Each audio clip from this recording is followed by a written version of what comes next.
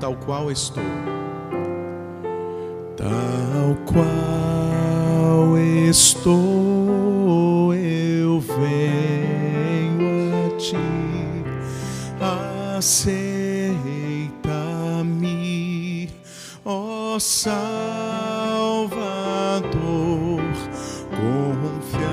Confiante sou em teu amor, ó Salvador. Me achego a ti. Agora diga: mais perto quero estar, meu Deus, de ti. Mais perto quero estar, meu Deus, de ti.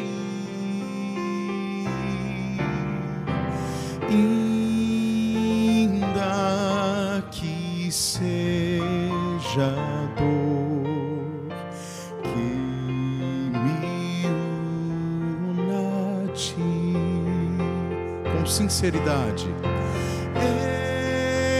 Eis meu constante orar, mais perto quero estar, mais perto quero estar, meu Deus, de ti. Bem junto a Cristo. Vamos declarar isso nessa manhã.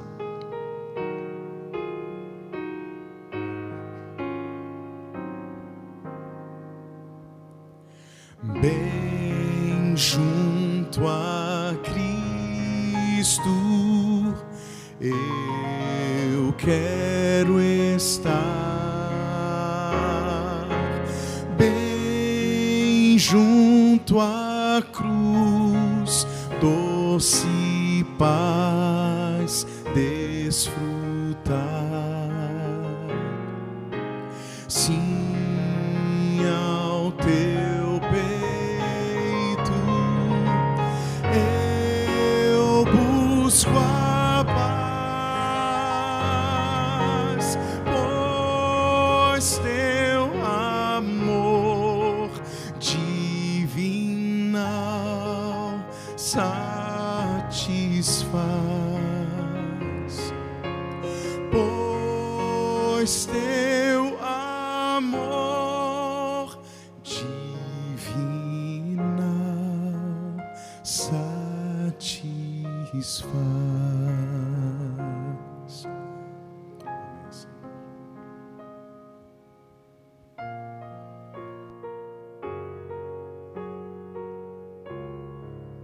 Amém. Deus seja louvado. Bom dia. Alegria de estarmos juntos mais uma vez. Uma alegria de estar com você que está nos acompanhando também. Que a presença e a paz de Deus te acompanhe também onde você estiver. Vamos para a palavra de Deus. Abra sua Bíblia no livro de 1 Coríntios, capítulo 15. Primeira carta de Paulo à igreja de Coríntios, capítulo 15. Antes de lermos, feche os seus olhos e vamos falar com Deus. Querido Pai, nós louvamos o Teu nome por mais um dia. Estamos no 4º dia dessa caminhada de oração e pedimos que mais uma vez, ao abrirmos a Tua palavra, que o nosso coração também esteja aberto para ouvir a Tua voz. Nós que estamos aqui na igreja, pessoas que estão nos acompanhando, estão assistindo nos mais diversos lugares, que o Teu Santo Espírito, que não conhece distância, que não é limitado a espaço, esteja ao lado de cada pessoa, falando de maneira clara e poderosa através da palavra. É o que te pedimos em nome de Jesus. Amém. 1 Coríntios, capítulo 15, versos 9 e 10, Paulo diz assim: porque eu sou o menor dos apóstolos, que mesmo não sou digno de ser chamado apóstolo, porque eu persegui a igreja de Deus. Mas Pela graça de Deus, sou o que sou. E a sua graça que me foi concedida não se tornou vã. Antes, trabalhei muito mais do que todos eles, todavia não eu, mas a graça de Deus em mim. Várias vezes nos livros de Paulo, ele faz uma defesa do seu apostolado. Você vai ver que algumas vezes ele diz assim, olha, eu sou apóstolo. E outra vez ele diz assim, olha, eu sou apóstolo, eu sou apóstolo. E você precisa entender por que Paulo se preocupava em dizer que era apóstolo. Vejam, a palavra apóstolo, ela tem um significado muito especial e próprio. Você pode dizer que é pastor, você pode dizer que é ancião, você pode dizer que é diácono, mas para dizer que é apóstolo, você tem que ter tido um encontro físico pessoal com Cristo. Então, você não pode dizer eu sou apóstolo se você não caminhou fisicamente e teve um encontro físico com Cristo. Os discípulos, eles eram apóstolos porque eles passaram 3 anos caminhando com Cristo fisicamente. Você lembra que depois da morte de Judas, quando foram encontrar um outro discípulo, disseram assim, olha, temos que encontrar alguém que caminhou com Cristo, porque ele também tem que ser apóstolo. Então, não pode ser alguém que chegou agora, tem que ser um daqueles que caminhou com Cristo durante os 3 anos de ministério. E Paulo não foi um dos 12 que caminhou com Cristo. Por que ele se considerava apóstolo? Ele diz que esteve no deserto da Arábia por 3 anos e também teve lá um encontro físico pessoal com Cristo. Então, o encontro físico pessoal com Cristo que ele teve no deserto da Arábia, durante os 3 anos que ele esteve ali se preparando para o seu ministério, dava a ele o direito de ser apóstolo. Por isso que ele diz várias vezes, eu sou apóstolo. Eu sou apóstolo. Respeitem o fato de que eu também sou apóstolo. Mas nesse verso em especial, apesar de ele defender o fato de ser apóstolo, ele diz assim, eu sou, mas não mereço. Eu sou, mas não mereço. Porque eu persegui a igreja de Deus. Eu sou, mas não mereço. Esses dias eu me peguei pensando em tudo o que eu sou, mas não mereço. E você pode passar um bom tempo do seu dia ou da sua semana pensando em tudo o que você é, mas não merece. Esse ano, eu estou completando 21 anos de casado. Eu sou casado, mas não mereço. Ao longo dos 20 anos, muitos amigos, muitas pessoas queridas, muitas pessoas próximas se divorciaram. E eu não sou melhor que elas. Há na minha família muito divórcio. Há entre os meus amigos muito divórcio. E pela graça de Deus, é isso que Paulo está dizendo. Eu sou o que sou, mas não porque mereço, mas pela graça de Deus. Então eu comecei a pensar, e é um bom exercício da vida cristã, você parar para pensar, eu sou, mas não mereço. Não é que o meu casamento é perfeito, não é que sempre concordamos, somos diferentes, criados por famílias e pais diferentes, viemos de situações diferentes. E o que Paulo está dizendo é, se eu sou o que sou, não é porque eu mereço, não é porque eu sei, não é porque eu sou capaz. Outro dia eu estava em um encontro de casais, e com minha esposa assistindo, e uma pessoa se levantou para dar um testemunho. E ela disse assim, tenho 40 anos de casado e nunca discuti com minha esposa. Eu levantei e saí. Eu disse, não me representa. Uma pessoa que diz que está casada há 40 anos e que nunca discutiu com a esposa, eu não preciso ouvir, não vai me ajudar. Eu preciso ouvir alguém que diz, eu estou casado há 40 anos, já tive muita dificuldade, mas estou aqui. Esse aí eu fico para ouvir. Esse me representa. Eu estou há 20 anos. Temos diferenças, dificuldades, mas eu estou. Mas não é porque eu mereço. Pela graça de Deus, eu sou o que sou. Eu estou completando também 21 anos de ministério. E ao longo desses 21 anos, homens muito melhores do que eu já saíram do ministério. Homens muito mais capazes do que eu já tiveram que entregar sua credencial de pastor. E eu estou ainda no ministério, mas não é porque eu mereço. Eu ainda sou pastor, mas não é porque a minha vida é impecável, não é porque... Não. Sabe por quê? Pela graça de Deus, eu ainda sou o que sou. Há um autor chamado Thomas Watson que ele diz assim: a cada vez que você respira, você inala misericórdia. Cada respiração da sua vida, você está inalando misericórdia, pela graça de Deus. Há na minha família muitos pais assim duros e agressivos e distantes. Eu tenho 2 filhos e sabe como eu sou? Eu sou igualzinho aos pais da minha família. Nessas veias aqui corre sangue de um pai agressivo.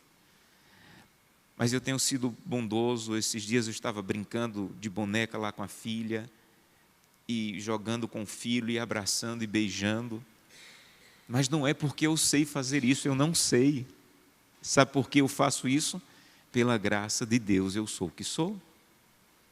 Então, eu estou sendo um bom pai, mas não é porque eu sei ser um bom pai.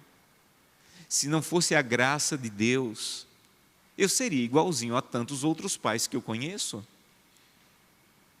Você pode dizer que alguma coisa na sua vida não é porque você merece, você é, mas não é porque eu mereço. Pela graça de Deus eu sou o que sou. Você consegue enxergar alguma coisa na sua vida que você pode dizer o mesmo que Paulo? Você consegue enxergar alguma coisa na sua vida que você consegue dizer assim: olha, eu sou, mas não mereço. Eu sou, mas é a graça de Deus. Há uma autora chamada Eleanor Porter, que em 1913, ela escreveu um livro que se tornou um marco na literatura juvenil chamado Poliana. A história de uma garota órfã, filha de um missionário, que tudo ela olhava de maneira positiva. Tudo que ela via de maneira positiva. Paulo, ele não é uma Poliana, que só vê graça. Se você lê os livros de Paulo, ele também teve desgraça. Ele falou: já fui chicoteado, já fui apedrejado, já fui traído, pelos de dentro da igreja, pelos de fora da igreja. Eu já fui preso, eu já sofri naufrágio. Paulo, ele não via a vida de maneira rosa, cor-de-rosa. Paulo, ele via a dura realidade da vida. A questão é que Paulo decidiu ver mais graça do que desgraça. Paulo decidiu enxergar mais a ação de Deus do que a ação do inimigo. Por exemplo, abra sua Bíblia em 2 Coríntios. Olha que maneira linda de Paulo ver a vida de um cristão. Dificuldades, mas proteção. Era assim que Paulo via a vida. Dificuldades, lutas, lágrimas, mas cuidado e amparo de Deus.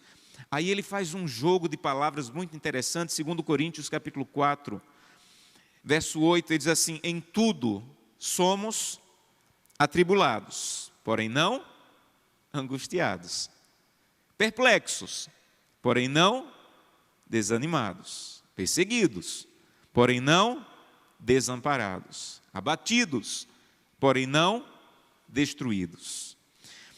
Quando a tradução da Bíblia foi feita, e toda tradução é uma dificuldade tremenda, porque você tem que encontrar, às vezes, uma palavra que existe naquele idioma e colocar para um outro idioma que não existe uma palavra correspondente. E esses 2 versos estão cheios de palavras que as melhores palavras foram colocadas, mas não é exatamente a palavra que existia na língua grega quando Paulo escreveu. Por exemplo, quando ele diz assim: em tudo somos atribulados. A palavra tribulação vem de um instrumento agrícola chamado tribulum. Era uma madeira grande, cheia de pregos no fundo, de grampos, de pregos, que amarravam nos cavalos alguém em cima dessa madeira e passando por cima do trigo, para que quando aquela madeira pesada passasse cheia de grampos, de pregos, por cima do trigo, ela fosse separando a palha do trigo. Então, tríbulum é essa madeira grande e pesada que passava por cima de alguma coisa para separar o grão do trigo. Aí, daí surgiu a palavra tribulação. Tribulação é alguma coisa que passa por cima de você, mas não para destruir, mas para tornar mais puro. É por isso que em Romanos capítulo 5, verso 3, Paulo diz assim: a tribulação produz perseverança. Em outras palavras, a tribulação vai tornar você melhor. Aí Paulo diz: o que vai tornar você melhor, Deus vai deixar passar por cima de você. Se é para te tornar melhor, Deus vai deixar te alcançar.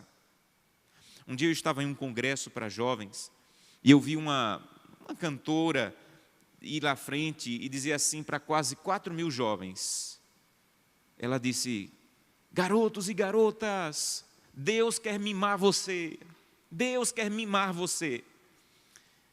E eu tive vontade de dizer, após a fala dela: não é verdade, Deus não quer mimar você, Deus quer transformar você. E se para transformar você, Deus tiver que permitir que o tríbulum passe por cima de você, Ele vai permitir. Eu creio que Deus é capaz de mimar, e eu acho que o céu vai ser um mimo só. Mas enquanto você estiver nessa terra, Deus quer transformar você. Por isso que Paulo diz: nós somos em tudo atribulados. Deus vai permitir que a tribulação passe por cima de você.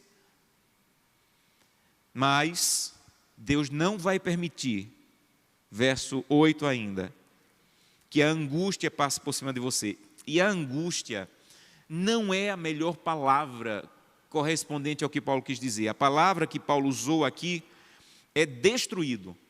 Então você vai ser esmagado, mas não destruído. O tríbulum pode passar por cima de você, mas não a destruição.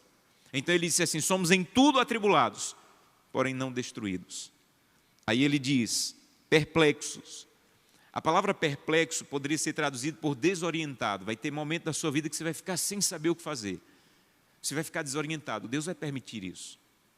Mas não desanimado. E a palavra desanimado é a palavra grega exopero, que diz não em completo desespero. Você pode até ficar sem orientação, mas não em completo desespero. Você pode até ser perseguido, Paulo diz, mas não desamparado.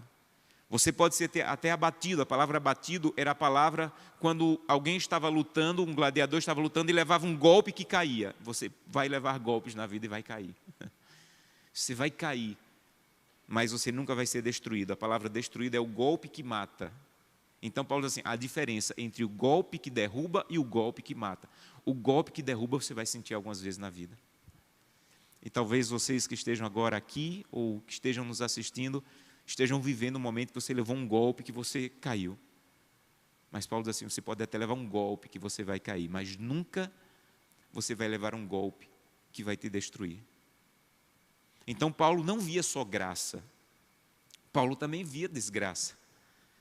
Porque enquanto estivermos nessa terra, nós vamos passar por tribulação, nós vamos passar por perplexidades, nós vamos passar por perseguição, nós vamos passar por abatimento. Disso você não escapa. É o que Paulo está dizendo. Disso você não escapa. Agora, você nunca vai ser angustiado, desanimado, desamparado ou destruído. Isso aqui não pode te atacar. Então, por isso que Paulo diz assim: olha, pela graça de Deus, eu sou, mas não mereço, mas pela graça de Deus eu sou o que sou.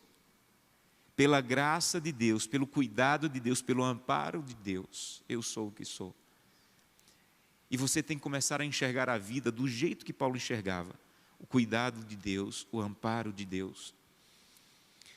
Quando a minha filha nasceu, ela nasceu com intolerância à lactose.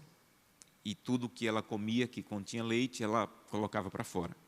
Nós fomos ao médico e o médico disse assim: olha, tem que tomar um leite especial, sem lactose. E eu, como um bom econômico que sou, fui lá no supermercado e comprei a latinha de leite e lactose de R$ 9,90. Quando ela tomou, botou tudo para fora. Eu fui no médico E disse assim, olha, ela tomou esse leite e colocou para fora. Aí a médica disse, claro, pai, esse leite aí não serve. Tem que ser esse aqui, de R$ 99. Ele disse, mas não pode? Ela é filha de pobre, não pode tomar leite de rico. Ela tem que, não, mas ela não vai querer esse. Ela só vai querer esse. E aí começamos a dura tarefa de comprar latas de leite de R$ 99. E eu não deixava faltar. Eu sou o pai. Não importa se tem ou não tem, tem que ter o leite. Mas ela, uma bebezinha, não falava e acordava gritando desesperada, com fome, e já estava tudo pronto. Era uma estratégia de guerra. A água já estava na temperatura, já tinha uns potezinhos com a quantidade certa de leite, era só derramar dentro da água, balançar e dar para ela. Mas mesmo assim ela fazia um escândalo. E um dia eu acordei de madrugada, ela gritando, e eu acordei chateado. E eu pensando, menina, aqui está cheio de leite, eu nunca deixei faltar um dia. Eu nunca deixei faltar, não importa se eu tenho ou se eu não tenho, o leite tem, na hora certa, na maior rapidez possível. Você está gritando desesperada. E fiquei ali reclamando na minha cabeça com minha bebezinha. Sabe quando o Espírito Santo se aproxima? Ele disse, você é igualzinho. Você é igualzinho. Não reclama com ela não, porque você é igualzinho. Você até passa por dificuldade, mas eu tenho amparado você, eu tenho cuidado de você, eu não tenho deixado faltar. A minha graça tem, mas qualquer coisa você acorda gritando, Deus não me ama, Deus não existe, onde está Deus? Deus me desamparou. Eu não te desamparei, eu estou sempre do teu lado, mas você é pior do que ela, porque ela não tem consciência ainda, você já tem. Será que você não está agindo igual um bebê que desconfia que vai faltar o leite? Quando você tem um Deus que tem sido gracioso, bondoso, que você pode dizer, pela graça de Deus eu sou o que sou. Agora, aqui está a parte mais importante da mensagem de hoje. Há muitas pessoas que dizem, pastor, esse não é o meu problema, eu enxergo a graça de Deus. Eu consigo dizer, pela graça de Deus eu tenho esse emprego, pela graça de Deus eu tenho esse casamento, pela graça de Deus eu tenho essa família, pela graça de Deus eu tenho essa casa. Ah, pastor, eu não tenho dificuldade de enxergar isso. Que bom, mas essa é a primeira parte do texto. Porque se você lembra, Paulo disse assim, pela graça de Deus eu sou o que sou, mas a graça de Deus não vai ser vã em minha vida. Antes, eu vou trabalhar mais do que os outros, vou fazer mais do que os outros, para que a graça de Deus não seja vã em minha vida. E essa é a grande questão dessa manhã. Há muitas pessoas que enxergam a graça, mas não vivem à altura da graça que têm recebido. É isso que Paulo está querendo chamar a nossa atenção. Paulo disse assim, olha, a graça de Deus é muito grande em minha vida, eu não mereço ser o que sou, mas eu sou. Mas sabe o que eu vou fazer com essa graça? Eu vou ser melhor, eu vou trabalhar mais pela causa de Deus, eu vou me dedicar mais às coisas de Deus, porque eu não quero que a graça de Deus seja tão grande e que a minha resposta seja tão pequena. É isso que eu tenho tentado fazer com a minha vida e é isso que eu vim falar para você essa manhã. Há pessoas que vão chegar ao final da vida e inevitavelmente vão ter que reconhecer, a graça de Deus foi muito grande em minha vida.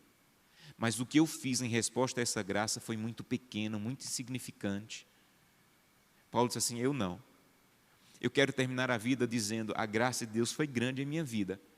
Mas essa graça me atingiu de maneira tão poderosa que eu dei o melhor da minha vida pela causa de Deus. O melhor da minha vida eu dediquei para a causa de Deus. E sabe onde a causa de Deus começa? É isso que a lição, a revista dos 10 dias hoje quer nos ensinar.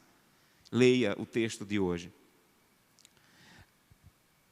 O primeiro lugar em que a ação da graça de Deus tem que funcionar é na minha casa. Se o cristianismo funcionar em minha casa, é provável que de alguma maneira funcione fora. Se o cristianismo funcionar no meu casamento e com os meus filhos, é provável que de alguma maneira funcione fora. Você sabe qual é o maior argumento em favor do cristianismo? O Espírito de Profecia diz que o maior argumento em favor do cristianismo é uma família amável e que sabe amar. É uma família bem ordenada, ela diz. Uma família bem ordenada é o maior argumento em favor do cristianismo. O maior argumento em favor do cristianismo não é chamar o Leandro Quadros para argumentar, é ótimo isso. Mas sabe qual é o maior argumento em favor do cristianismo?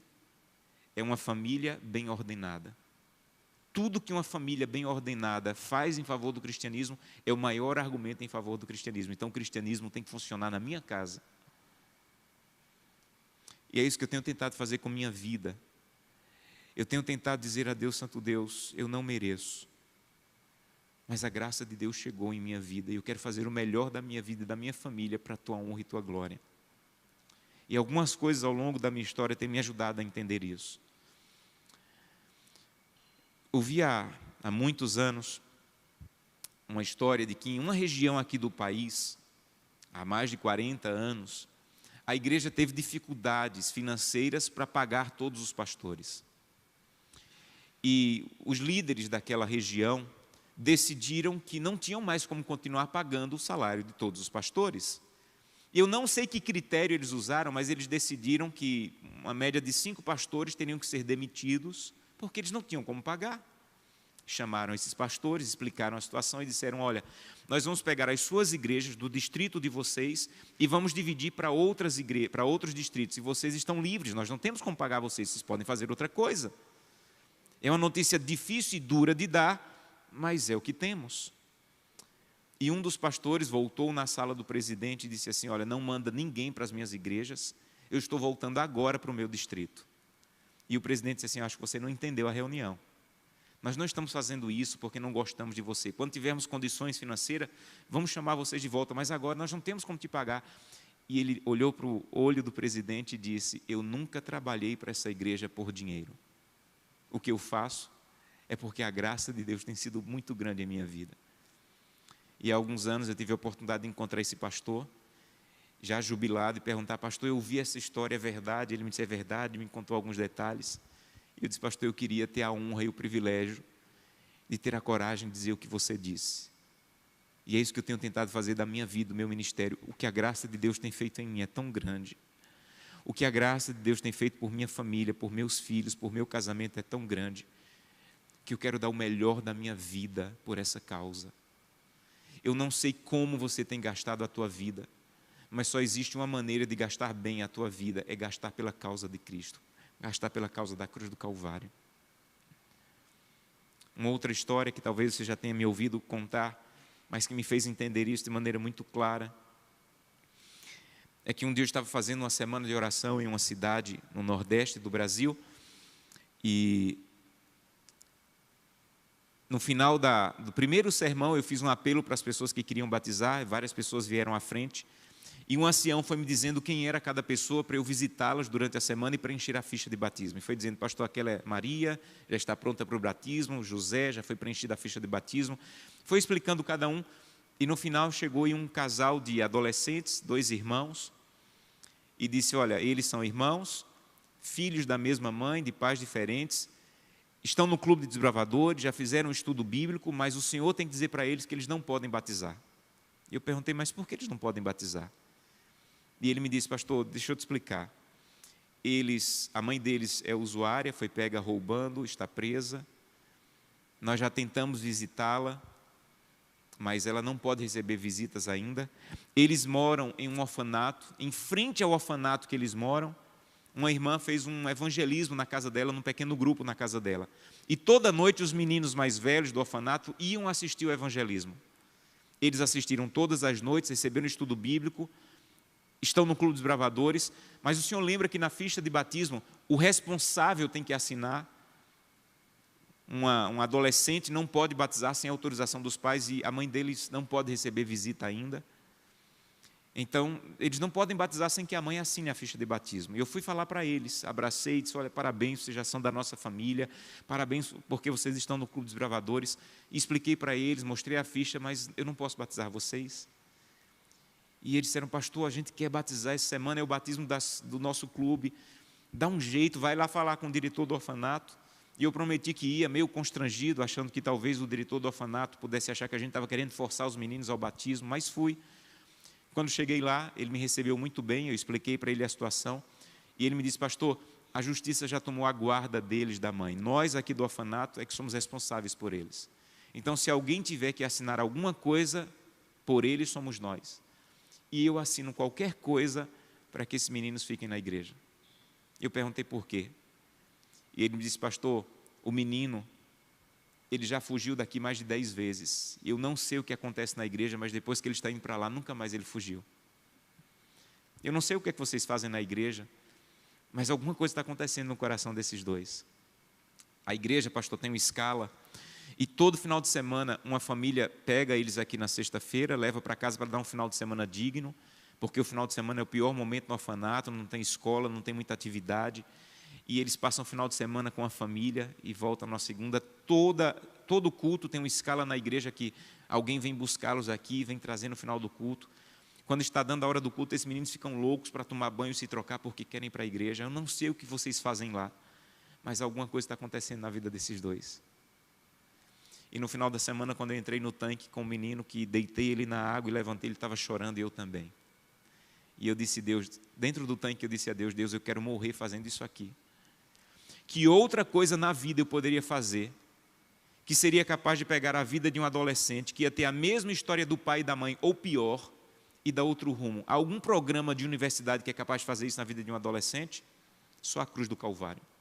Algum programa empresarial que é capaz de pegar um adolescente que ia ter a vida igual ou pior do que o pai e a mãe e dar outro rumo? Só a cruz do Calvário. Algum programa do governo que é capaz de fazer isso? Só a cruz do Calvário. E eu estou dedicando a minha vida, a minha família, à causa da cruz do Calvário. É por isso que quando você começa o dia fazendo culto familiar com sua família, quando você começa o dia na presença de Deus, quando você começa o dia dizendo: Santo Deus, eu estou saindo agora, mas eu quero ser um instrumento nas tuas mãos, o que você está dizendo é: a graça de Deus é muito grande, Senhor, mas eu não quero que ela seja em vão. Antes, eu quero trabalhar mais do que todos os outros, mas não eu, mas a graça de Deus em mim. Não deixe sua família sair de casa sem o culto. Não saia de casa sem a presença de Deus. Acorde, comece a respirar a misericórdia e a bondade de Deus. Encha-se da misericórdia e da bondade de Deus e saia de casa cheio da graça para dizer: eu quero que a graça de Deus hoje não seja vã em minha vida. Mesmo que eu vá para um supermercado, eu quero que o meu sorriso para atendente seja o sorriso de um cristão cheio da graça. Sabe, um adventista, um cristão deveria se acordar todo dia e dizer: Santo Deus, eu quero ser um instrumento teu. Você nunca deveria ir na padaria pelo pão apenas, você deveria ir pelo padeiro, para mostrar a graça de Deus para ele. Você nunca deveria entrar no Uber por causa da corrida, você deveria ir por causa do motorista, para mostrar a graça de Deus para ele.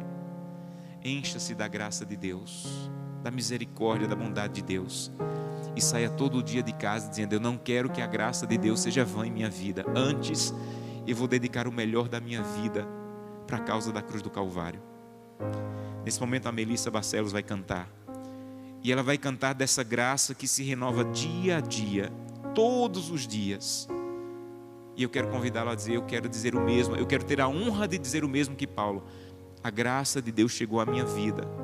Eu sou o que sou, não pelo que mereço, mas eu não quero que essa graça que se renova a cada dia seja vã. Antes, eu quero dar o meu melhor, a começar da minha família, da minha casa, pela graça e pela causa de Deus. Fale com Deus enquanto você ouvir essa música.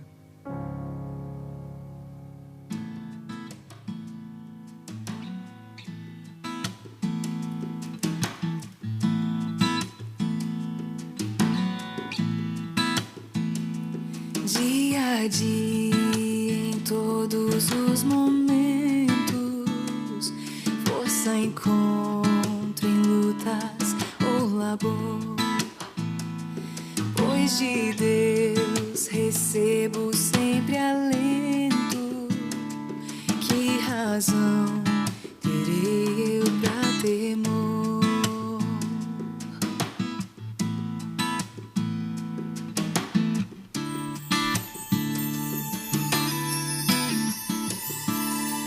Cada dia Deus está bem perto e com seu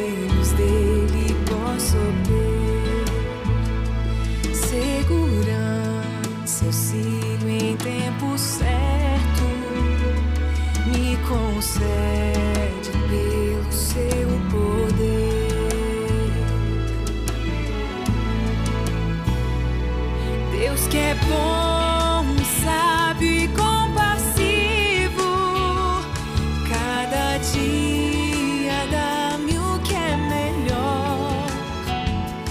Uma dor e logo lenitivo, luta e paz eu sinto em derredor.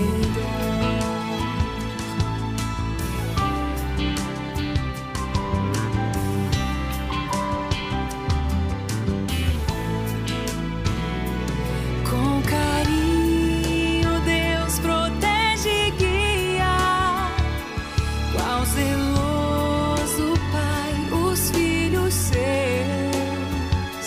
Dar-te poder a cada dia é a certeza que Ele ofereceu. Almejo lar, paterno lar amado de meu Jesus, ao peito estar, bem longe andar do mundo e do pecado, no perenal e doce lar. Com sonhos mil eu comecei a lidar, um só de todos resta em minha vida. Meu peito arde em forte desejar, almejo lar, almejo lar.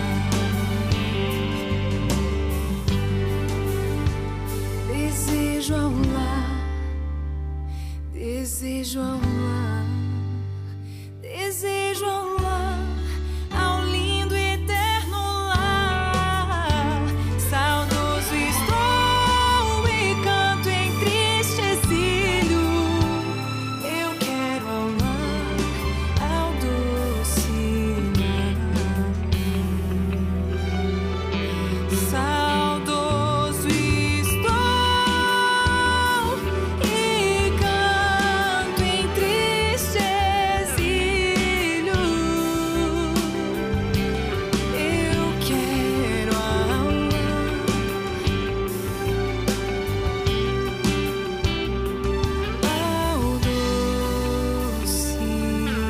lar.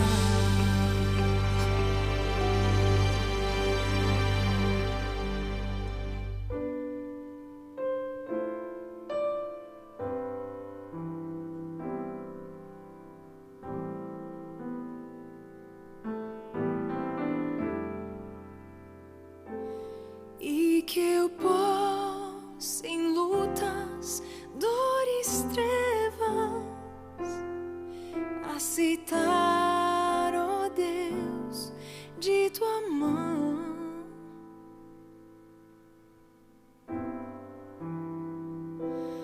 um a um os dias que me entregas.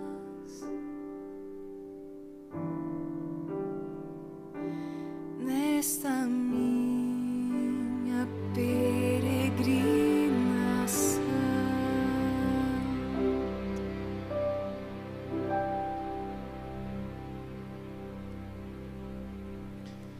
Deus seja louvado. Feche seus olhos, vamos falar com Deus. Querido Pai, muito obrigado porque ao despertarmos hoje, mais uma vez expiramos a Tua misericórdia, a Tua bondade, a Tua graça.